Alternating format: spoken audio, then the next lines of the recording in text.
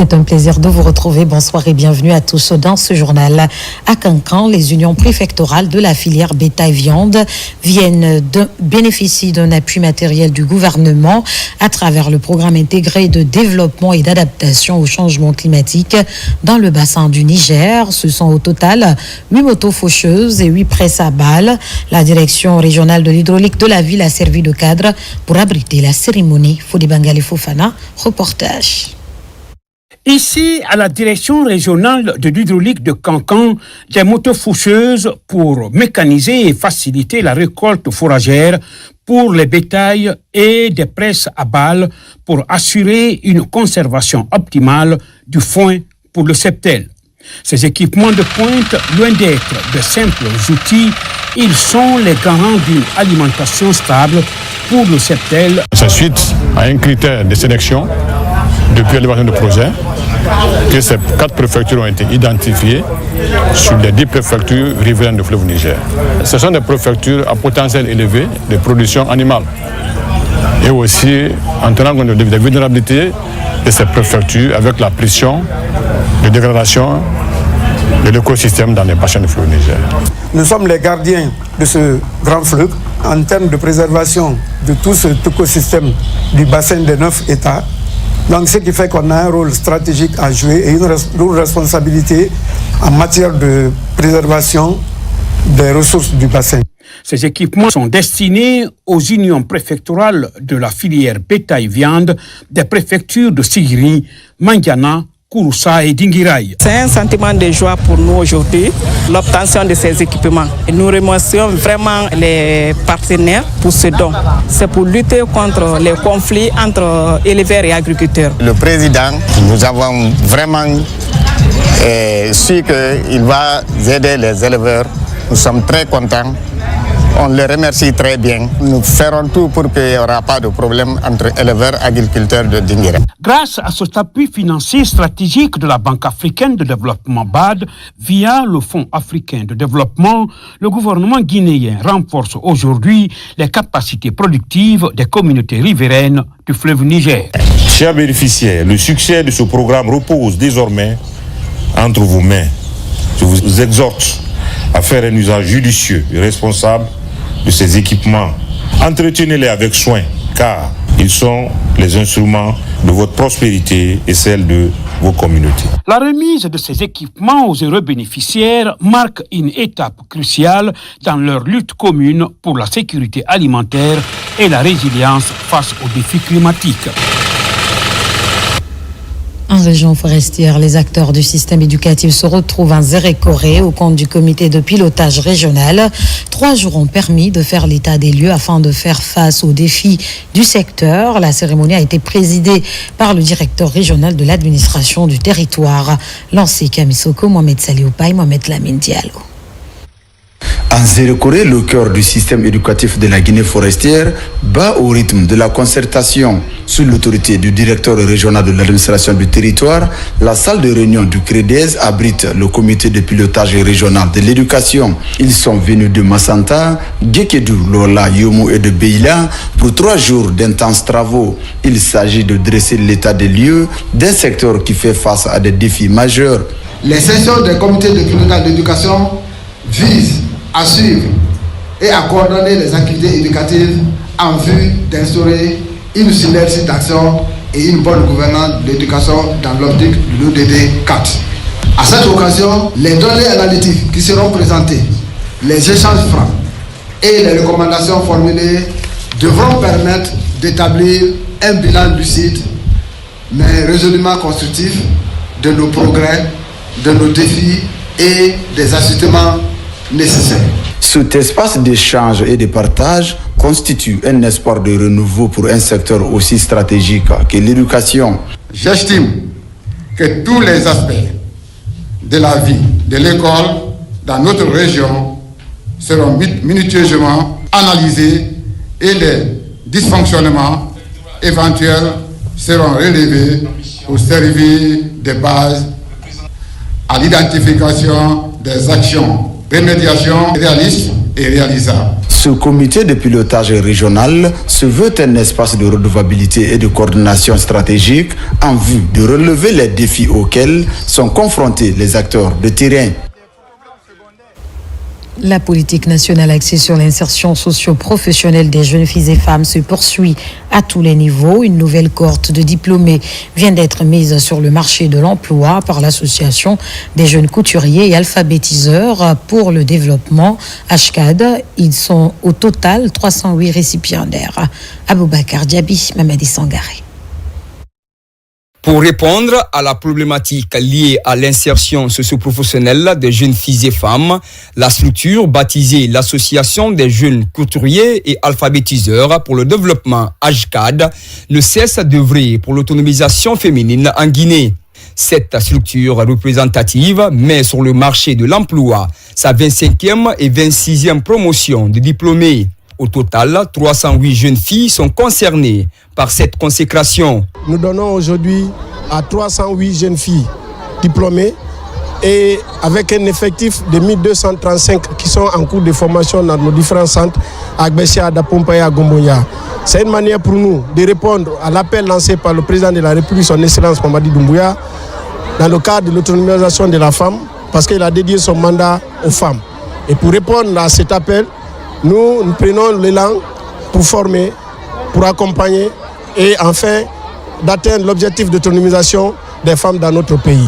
Pendant des années, ces récipiendaires ont reçu de nouvelles compétences couturières susceptibles de favoriser leur employabilité.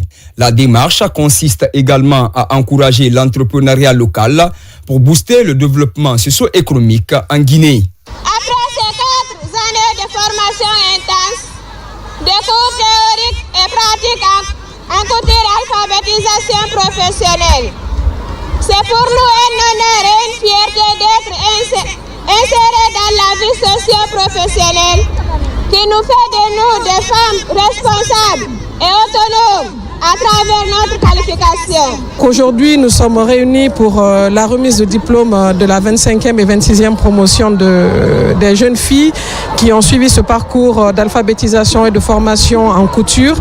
C'est un acte salutaire, c'est un acte de développement car cela prouve à suffisance qu'il y a des entités au sein de notre grande nation, la Guinée, qui pensent à l'avenir des enfants, qui mettent l'intérêt fondamental des jeunes filles et des jeunes femmes afin de leur trouver des moyens d'autonomisation à travers les formations comme celles que ces jeunes dames ont suivies, notamment à travers la couture. Depuis maintenant quelques années, HCAD continue de drainer un nombre important de jeunes filles et femmes vers un avenir certain. Elle représente un temple de savoir qui offre une seconde chance à la couche féminine, conformément à la vision des autorités guinéennes. Et puis la sous-préfecture de Sabadou Baranama dévoile ses ambitions. Au cours de l'année 2026, un nouveau projet de réaménagement de la commune rurale est lancé. C'est le début d'une nouvelle saison de gouvernance participative afin de changer l'image de cette localité dynamique de la région de Kankan. Sur place, la correspondance de Toumani Sira Diallo et Diamonkaba. Sabadou Baranama est l'une des sous-préfectures de Kankan.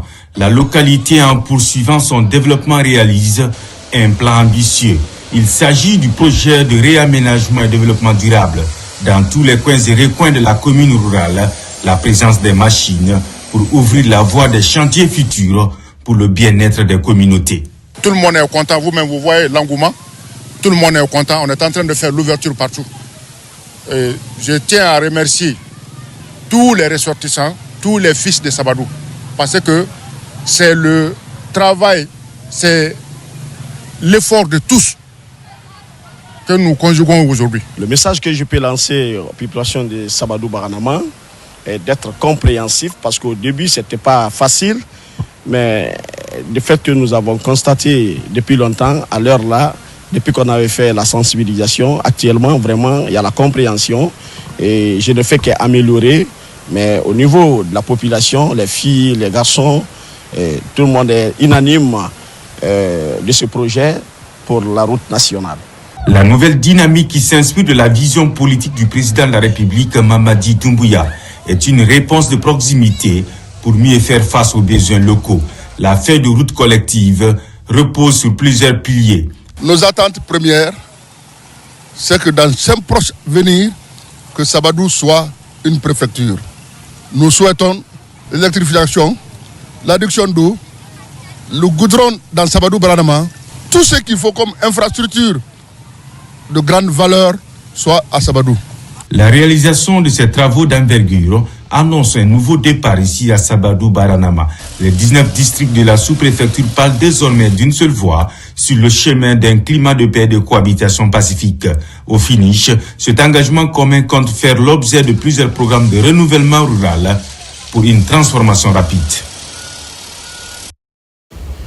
Notre grand format de cette édition nous plonge au cœur d'un nouveau système de facturation d'énergie à l'électricité de Guinée, les compteurs à prépaiement.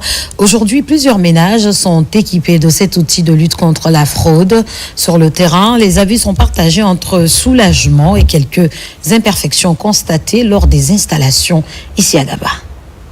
Dans plusieurs quartiers de Conakry, les compteurs à prépaiement s'imposent progressivement dans les concessions. Dans cette cour que nous avons visitée, le concessionnaire et ses locataires ont opté pour ce système. Après 4 mois d'utilisation, le constat est jugé satisfaisant par les occupants. Moi, je trouve ça très intéressant, très économique. Parce que d'abord, les gens ne viennent pas ici te rançonner. Avec ces prépayés-là, tu gères ta consommation. Aujourd'hui, je dépasse à peine 150 000 francs. Avec ça, les 2 mois, ça marche, il n'y a pas de problème. Évidemment, quand vous prenez tous les appareils aussi, ça va coûter beaucoup, ça va exploser. Par exemple, vous avez, comment on appelle ça, vous avez les marmites électriques là, il va les faire à repasser. Vous avez les micro-ondes là, et puis vous avez aussi les tailleurs ainsi de suite là, ou les mixeurs. Ça fait exploser la consommation. Si toutefois vous l'utilisez régulièrement, bien sûr, si c'est de temps à autre, là, il n'y a pas de souci. Mais honnêtement, moi, je trouve ça très intéressant. Mais évidemment, certains ne le savent pas.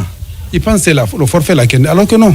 Au café Sankaran à Kipé, les discussions portent également sur l'installation des compteurs à prépaiement.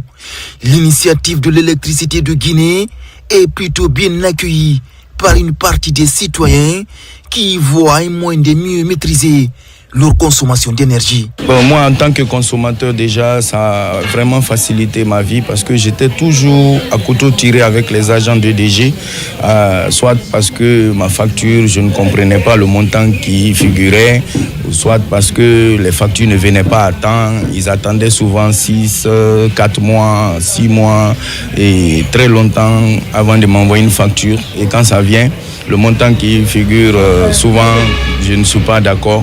Mais depuis que j'ai le compteur prépayé, je pense que je maîtrise mieux ma consommation, je gagne en temps et je suis vraiment à l'aise maintenant parce que je contrôle mieux ma consommation justement. Cependant, d'autres usagers restent encore dubitatifs en cause le coût de la consommation que certains jugent élevé. De nombreuses inquiétudes persistent quant à l'impact réel de ce système sur les dépenses mensuelles des ménages. Moi en personne, j'ai peur d'installer cela chez moi parce que je vois le coût très exorbitant, c'est trop pour moi. Je pense que c'est coûteux, je pense que aussi c'est pas avantageux, c'est pas moi seul qui le dis, même les voisins au quartier le disent. Les gens ont peur et moi en personne, j'ai peur de ce compteur prépayé. Aujourd'hui à Conakry, là où je connais, les personnes qui utilisent l'ancien système sont plus nombreuses que les personnes qui ont ce nouveau système, par faute de sensibilisation. Sur place, notre équipe a accompagné une mission de contrôle de l'EDG.